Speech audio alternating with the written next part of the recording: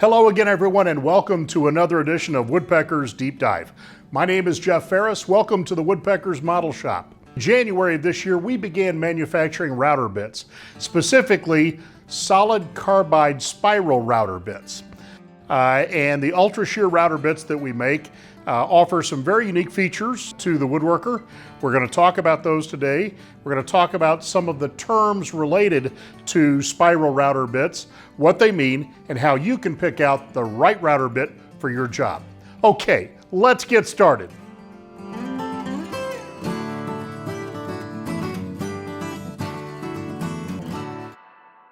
Now, there are basically three fundamental styles of spiral router bits: upcut, downcut, and compression.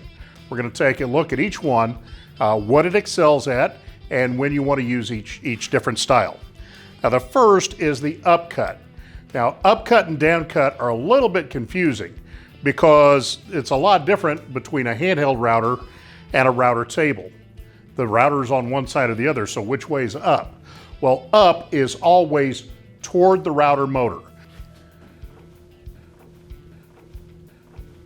So if I'm using a handheld router, up is really up, okay? The router motor is above the bit and the chip is coming toward the motor, so it's coming up. Now, if we're in a router table, everything's upside down like we have it over here. And so now up is actually down. We're going toward the motor, which means we're going down. Okay, but just think about where the router motor is in relationship to the bit. So upcut is always pulling it toward the router. Now, of course, that means the downcut means that it's pushing the chips away from the router. Compression is the one that's a little bit different. On the compression bit, the first 3/8 of an inch is upcut. It's pulling the chips toward the router. The rest of this whole length is downcut. It's pushing the chips away from the router. Now we're going to take a look at why you would use each one of those. Starting with the upcut. What does that do best? Upcut bits are generally your best choice for solid wood. Most species don't chip at the surface the way plywood does. Upcut bits clear the chips from the cut better, plunge better, and resist burning.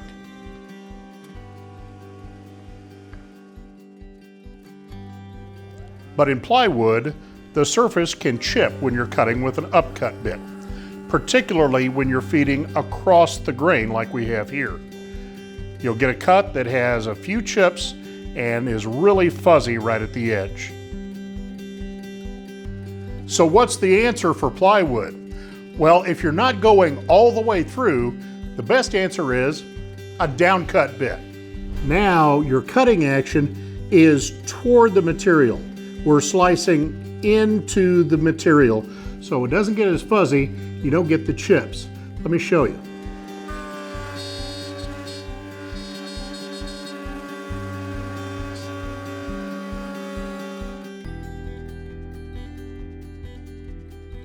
But if our cut needs to go all the way through, the downcut bit is going to cause a problem on the top of the surface. It's going to create fuzzies there because it's pushing outward as it comes through the cut. So what are we going to do if our cut needs to be all the way through cross grain in plywood? Well, that's where the compression bit comes in. So I swapped the bits. We now have the compression bit on.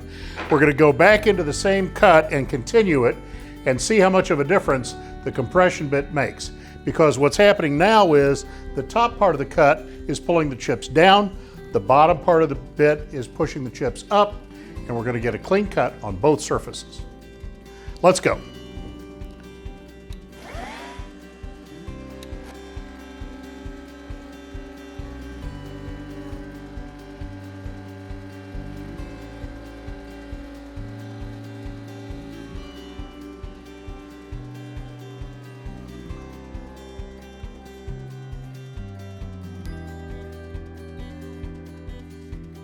So our compression bit gave us a super clean cut on the top, whereas the downcut bit gave us fuzzies.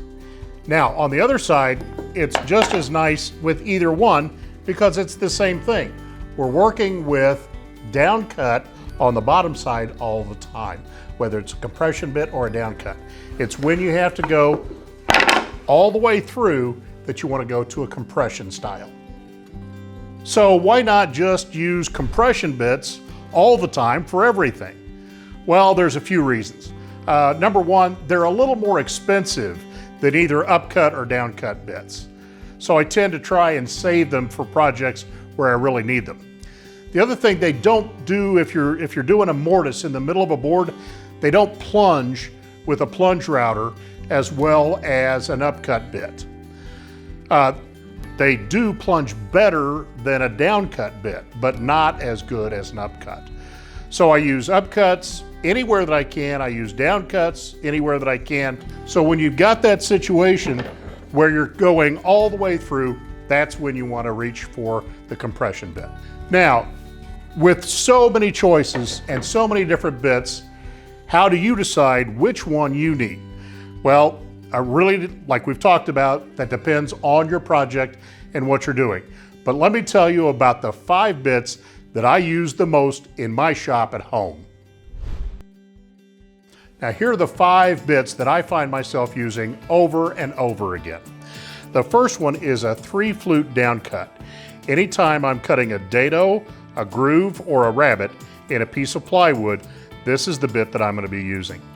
For dado, grooves, and rabbets in solid stock, I use an upcut bit almost exclusively. The only time I'd reach for anything else is if I have some type of wood that's giving me a problem. But almost always, you're going to get it done with an upcut bit working in solid stock. Now for pattern routing, this is a compression bit for pattern routing, and this is what I use anytime I'm doing template work in plywood. For template work in solid stock, I'm using an upcut bit.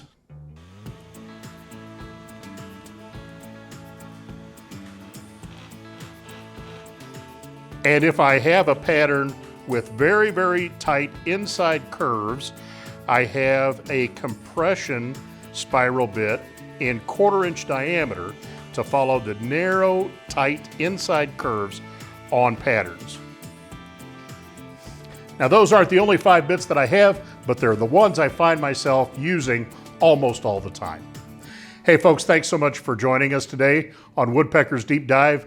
I hope you enjoyed this closer look at our new spiral router bits. If you enjoyed the show, be sure and give us a thumbs up.